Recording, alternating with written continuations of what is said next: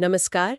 आज हम एक ऐसी चीज की तह तक जा रहे हैं जो हमारी डिजिटल दुनिया को मतलब काफी हद तक चलाती है, ओपन सोर्स सॉफ्टवेयर। हाँ बिल्कुल। सोचिए एक एक बढ़िया रेसिपी है जो ना सिर्फ सबके लिए है बल्कि कोई भी उसे बेहतर बना सकता है ना? हाँ, बदल सकता है और बांट भी सकता है। सही कहा। यहाँ पर वो जो कोड होता है मतलब प्रोग्रामर के लिखे निर्देश, हाँ, वही रेसिपी है और वो सबके सामने है। तो ये सिर्फ मुफ्त सॉफ्टवेयर नहीं हुआ। नहीं नहीं, उससे कहीं ज्यादा। असल मतलब है कि सोर्स कोड देखने, इस्तेमाल करने, बदलने और हाँ, बांटने के लिए पूरी तरह से आजाद है। अच्छा। ये एक पूरा क्या कहते हैं उसे, फलसफा है।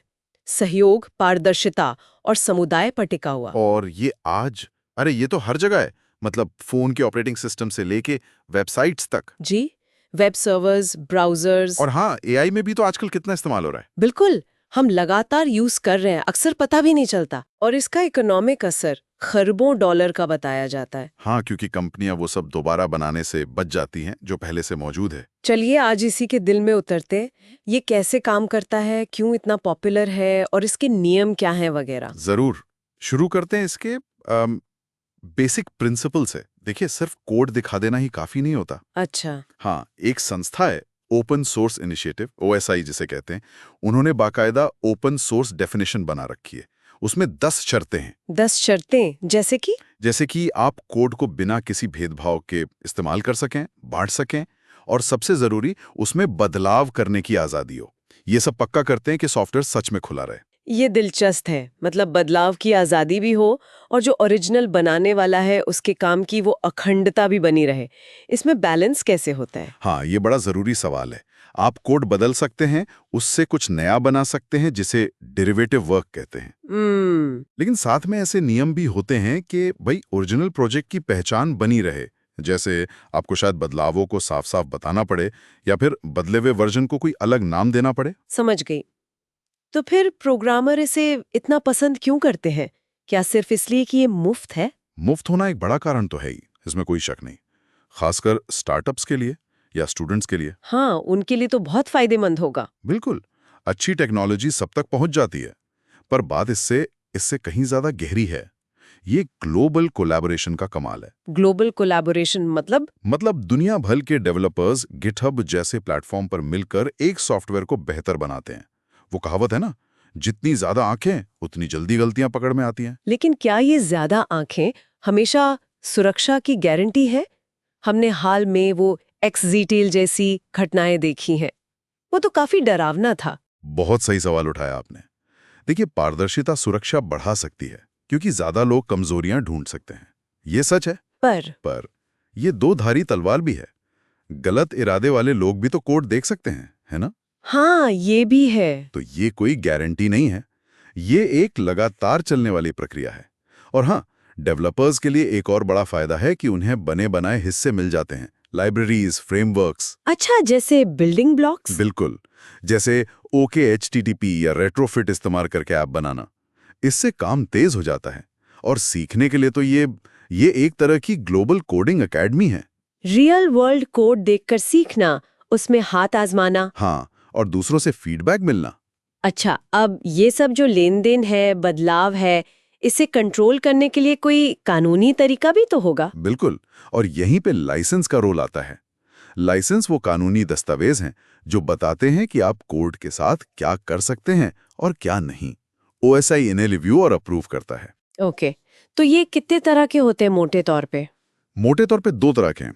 एक होते हैं परमिसिव लाइसेंस, मतलब उदार, जैसे MIT लाइसेंस या अपाची 2.0। अच्छा। इनमें पाबंदियां बहुत कम होती हैं। आप कोड लेकर लगभग कुछ भी कर सकते हैं। इसलिए कंपनियां इन्हें काफी पसंद करती हैं। अपाची 2.0 में तो पेटेंट राइट्स का भी साफ साफ जिक्र होता है जो उन्हें एक कानूनी सुरक्षा देता है। ठीक है। और दूसरी तरह है कॉपी लेफ्ट लाइसेंस। इनमें सबसे मशहूर है GNU GPL। हाँ, सुना है। इनका मकसद ये पक्का करना है कि अगर आप इनके कोड का इस्तेमाल करके कुछ नया बनाते हैं और उसे दूसरों को देते हैं, हाँ। तो आपका वो नया कोड भी उन्हीं शर्तों पर ओपन रहेगा। मतलब आपको उसका सोर्स कोड भी देना पड़ेगा। ये एक तरह से खुलेपन की चेन को बनाए रखता है। समझ गई। एक तरह से ये सुनिश्चित करता है कि खुलापन आगे भी बना रहे। बिल्कुल। और इन सब चीजों को मुमकिन बनाने में गिटहब, गिटलैब, बिटबकेट जैसे प्लेटफॉर्म्स का रोल तो बहुत ही बड़ा है। हाँ, जाहिर है वो सिर्फ कोड रखने की जगह नहीं रहा है अब। नहीं, बिल्कुल नहीं, वो पूरे इकोसिस्टम बन गए हैं। Code management, discussions, testing, automation, सब कुछ वहीं हो जाता है।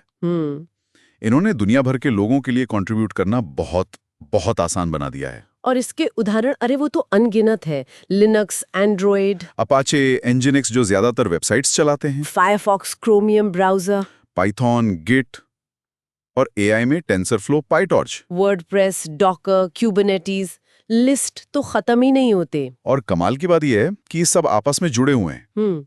एक प्रोजेक्ट अक्सर दूसरे पर निर्भर करता है। एक पूरा जाल है ये। हाँ, एक कॉम्प्लेक्स वेब। और इसका असर जबरदस्त रहा है। इसने इनोवेशन को, मतलब नई खोजों को, बहुत तेज रफ्तार दी है, खासकर एआई जैसे महंगे फील्ड्स में, क्योंकि ताकतवर टूल्स आसानी से मिल गए। एग्जैक्टली।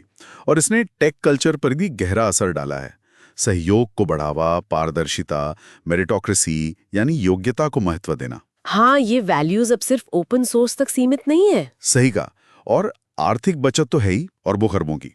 नए बिजनेस मॉडल भी बने हैं, जैसे रेड हैट का मॉडल। लेकिन चुनौतियां भी तो हैं। आपने XZ यूटर्स का जिक्र किया। हाँ, चुनौतियां गंभीर हैं। कई बहुत जरूरी प्रोजेक्ट्स बस कुछ गिने चुने लोग संभाल रहे हैं, वो भी अक्सर बिना किसी पेमेंट के। ये तो रिस्की है। बहुत।